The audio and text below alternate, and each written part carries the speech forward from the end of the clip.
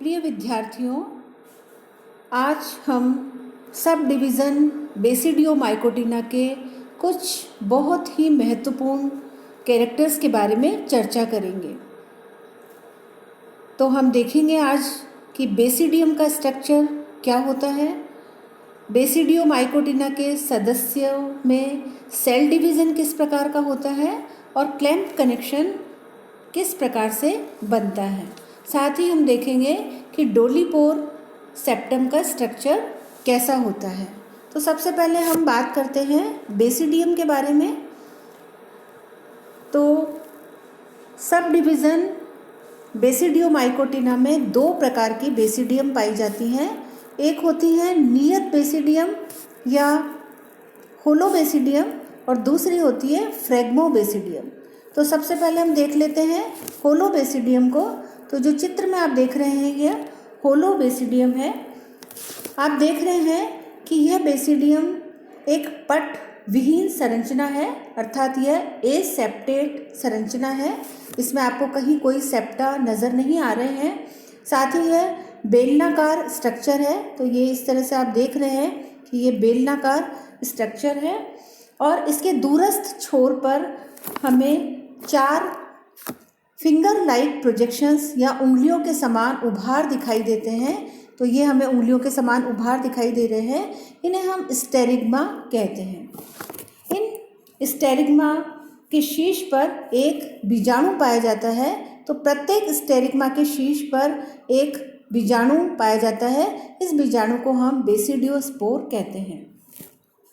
अब दूसरी प्रकार की बेसिडियम जिसे हम फ्रेगमोबेसिडियम कहते हैं, इस फ्रेगमोबेसिडियम के अंदर हम देखते हैं कि यह एक पट युक्त संरचना है, अर्थात यह सेप्टेट बेसिडियम होती है, जबकि होलोबेसिडियम जो थी वह एसेप्टेट बेसिडियम थी। तो यह जो फ्रेगमोबेसिडियम है यह सेप्टेट स्ट्रक्चर है। अब ये जो सेप्टा या जो पट होते हैं ये अनुप्रस्थ भी हो सकते हैं और अनुदैर्ध्य भी हो सकते हैं। इस फ्रेगमोबेसिडियम की प्रत्येक कोशिका से एक लेटरल स्टेरिग्मा या पार्श्व प्रांगुल का निर्माण होता है।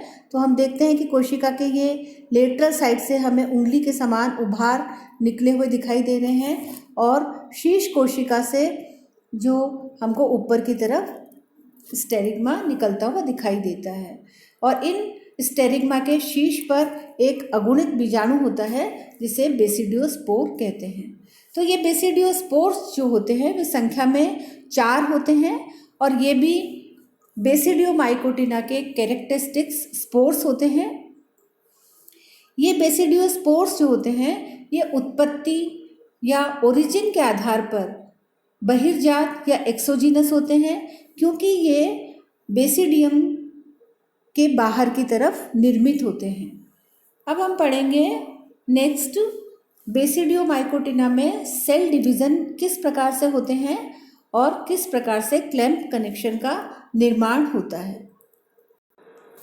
तो बेसिडियोमाइकोटिना समूह में 2 प्रकार के माइसीलियम पाए जाते हैं। एक होता है प्राथमिक माइसीलियम और दूसरा होता है द्वितीयक माइसीलियम।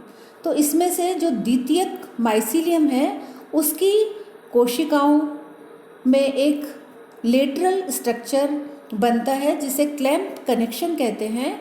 तो जब भी द्वितीयक माइसीलियम की कोशिकाएं विभाजित होती हैं तब इस क्लैम्प कनेक्शन की सहायता से ही विभाजित होती हैं।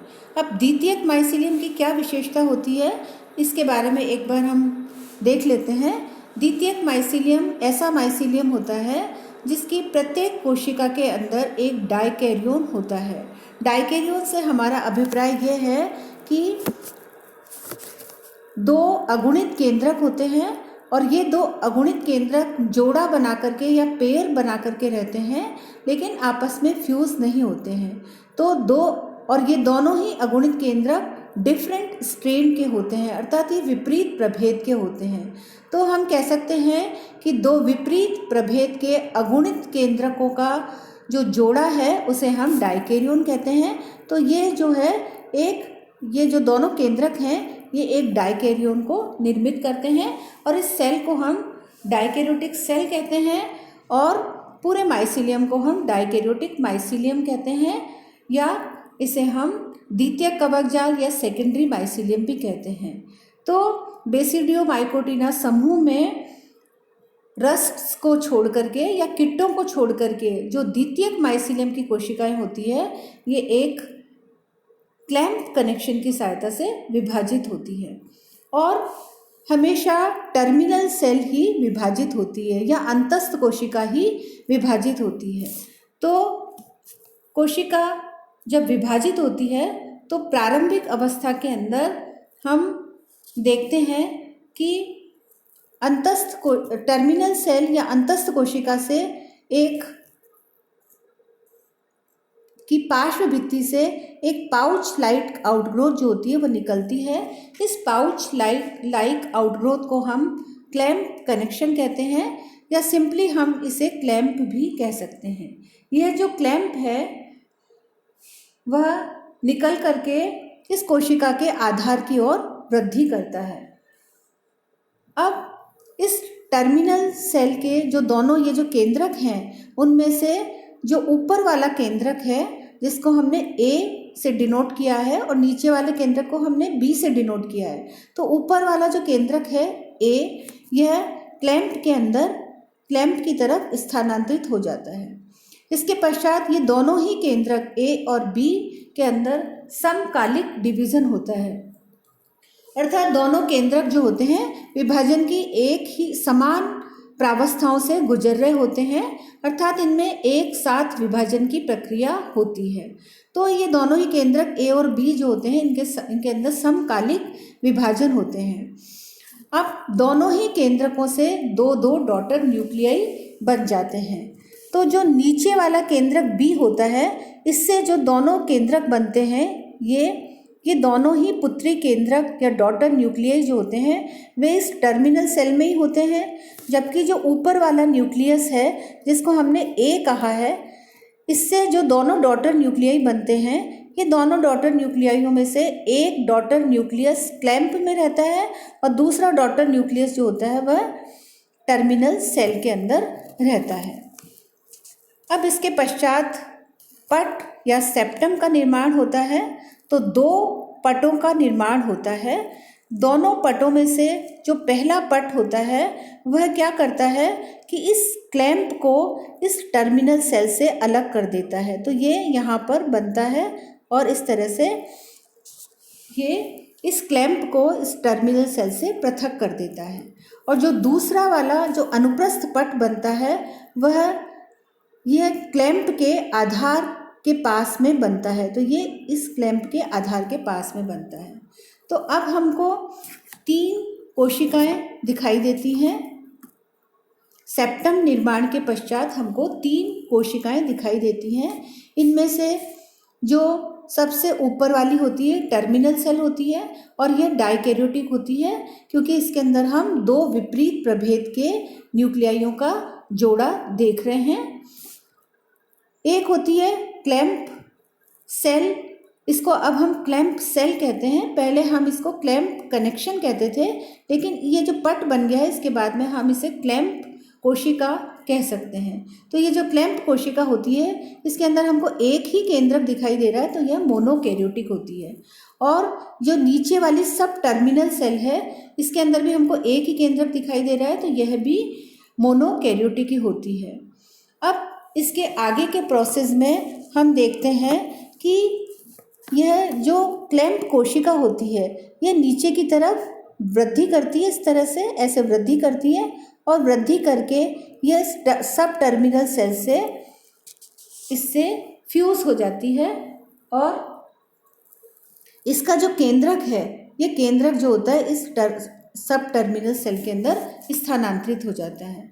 तो हम देखते हैं कि अब जो सब टर्मिनल सेल होती है यह भी डाइकैरियोटिक हो जाती है। तो इस प्रकार से हम देखते हैं कि विभाजन में जो एक डाइकैरियोटिक सेल थी ये वाली, उससे अब हमको ये और ये 2 डाइकैरियोटिक सेल दिखाई मिल जाती है। और डाइकैरियोटिक माइसीलियम के अंदर विभाजन की यह प्रक्रिया जो कि क्लैम्प्ड कनेक्शन की सहायता से होती है। ये बार बार इसके रिपीटेशन से नई नई कोशिकाएं बनती रहती है और जो पुराना माइसीलियम होता है, जो ओल्ड माइसीलियम होता है, उसके अंदर क्लैम्प्ड कोशिका के अवशेष, ये जो अवशेष हैं ये देखे जा सकते हैं। क्लैम्प्ड कनेक्शन के द्वारा जो ये विभाजन की प्रक्रिया हुई है उससे इस बात की श्योरिटी हो जाती है कि बनने वाली दोनों पुत्री कोशिकाएं भी डाइकैरियोटिक ही हो जाती हैं। इस बात की श्योरिटी हो जाती है या निश्चिंतता हो जाती है। अब हम पढ़ेंगे बेसिडियोमाइकोटिना के एक और महत्वपूर्ण कैरेक्टर के बारे में, जिसे हम डोलीपोर सेप्टम कहते हैं। यह चित्र में आपको डोलीपोर दिखाई दे रहा है। यह डोलीपोर एक कॉम्प्लेक्स या जटिल स्ट्रक्चर होता है जो कि बेसिडियोमाइकोटिना के सदस्यों में पाया जाता है। यह एक सिंपल छिद्र नहीं होता, सरल छिद्र नहीं होता, बल्कि एक जटिल छिद्र होता है जिसे हम डोलीपोर कहते हैं। इस डोलीपोर के अंदर जो वास्तविक पोर होता है, जो एक्चुअल जो छिद्र होता है, वह बैरल के आकार का होता है। तो ये जो आप देख रहे हैं यह छिद्र है जो कि बैरल के आकार का है। इस छिद्र की दोनों तरफ की जो ओपनिंग्स हैं, इस तरफ की ओपनिंग और इस तरफ की भी जो ओपनिंग है, ये दोनों तरफ की जो ओपनिंग है उस पर एक कर्व्ड पोर कैप पाई जाती है। तो ये जो आप देख रहे हैं ये पोर कैप है जो कि कर्व्ड है। दोनों ही तरफ आप देख रहे हैं, दोनों ही ओपनिंग के दोनों तरफ इस कर्व्ड पोर कैप को हम पेरेंथिसोम कहते हैं।